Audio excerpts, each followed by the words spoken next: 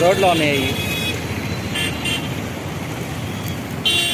ఏం గిరి meeting disturb చేద్దాం అట్లా పోయి మీటింగ్ డిస్టర్బ్ చేద్దామా? ఖాళీ చేశారు కావలి పోయిన వాళ్ళు రెండో స్టేజ్ మాట్లాడాం లేదు తీసుకున్నారు 3 పైన ఉంది 5,000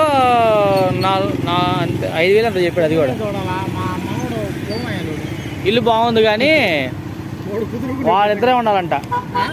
జనాలు ఎక్కువ ఉంటే ఎవడంట వీళ్ళు ఎక్కువ అని ఏమన్నారు. ఏం మరి ఇంకా విషయం తెలియదు.